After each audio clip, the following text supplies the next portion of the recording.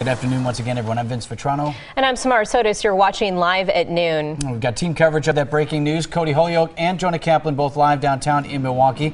That's where this thing started as a carjacking and ended up with a man dead in the heart of downtown. Cody, let's begin with you and what police are saying about this whole incident. Well, Vince, Sam, good afternoon. Police are just thankful no one else other than the gunman was hurt in all of this. We do know deputies had much of Michigan Street blocked off this morning. They have since, within the last half hour, reopened it, but you can still see Milwaukee police squads here. They're preserving their crime scene here at the Milwaukee County Transit Center. Here's what we know. As you mentioned, one man is dead. Police say he pulled a gun on a man in his 50s driving a car this morning and tried to force his way into the locked passenger door. The driver sped off, and the would-be carjacker, we're told, fired one shot. Police tell us the driver drove around the corner, dialed 911, and provided police with a description of the man. Officers caught up with him inside the transit center. We're told on the second floor, ordered him to put the gun down. That's when Chief Ed Flynn tells us the man somehow threatened officers, so those officers did open fire on the man, mortally wounding him. Investigators still working to get to the bottom of this, get all the details on the man and exactly what happened. This particular area is extremely quiet, and we're very alert to patterns and trends. There's nothing remotely like this kind of random attempt to take somebody's car in broad daylight at 7 o'clock in the morning. I mean, it's a highly unusual set of circumstances. So, as I say, we've got a lot to learn about the decedent. And we have a lot to learn as well. His identity has not been released yet. We are told, as we said, no civilians were in the line of fire, unless you count the man who was driving when the gunman reportedly fired that one shot. The officers involved in this are on administrative leave today, which is proper procedure in this type of situation. We've seen a number of law enforcement agencies here, MPD, obviously, Sheriff's Department, as well as the District Attorney's Office, looking into this case as the investigation into what happened and why this happened takes shape.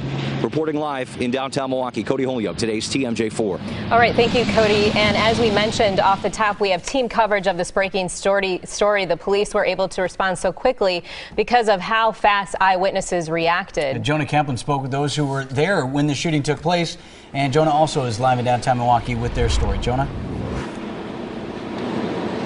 Hey Vince, good afternoon. Plus a good afternoon, everybody. When you think about downtown Milwaukee, obviously there's a lot going on, a lot of people coming to work on a Monday. Look at the different buildings that are around here. Of course, you got U.S. Bank, you got Ernst & Young around the corner, you've got Northwestern Mutual.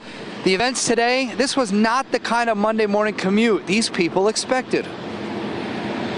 Usually the only time we actually see some action is when you actually get a jumper off of the Hone Bridge. And I have a good view. I have a shot from 7 right down the Hone Bridge. So that's usually when we see action around in my building. Or a semi gets overturned, but usually it's that kind of, nothing crime related like this. So Kelly and David Schill's commute confronted just that. Gunshots steps away from their office. What was definitely different was coming around this corner and seeing 2 police officers running. You don't often see police officers running and not near their cars. They heard the shots, but didn't see them. They said it all happened so quickly. it's crazy. I was actually worried to go into work because we work here in the U.S. Bank building, so I didn't know, if it was going on right here or if there was something maybe going on over here. You're not sure if it's contained just to this building, so you kind of wonder if should I be walking around here. Officers called this an isolated incident, but it dominated all the Monday morning chatter. Oh yeah, everybody's at the windows looking to see if it's posted on the website. You definitely see more from 35 floors up, so. And as you look now downtown, you still have police activity here outside that transit building. And of course, this is now the view for everyone who's going to be having lunch now on their breaks. But again, as you heard from the chief earlier, they believe this to be a very isolated incident and that no one should worry to see this on their Tuesday commute. We're live downtown. Jonah Kaplan, today's TMJ4. All right, Jonah, thanks very much.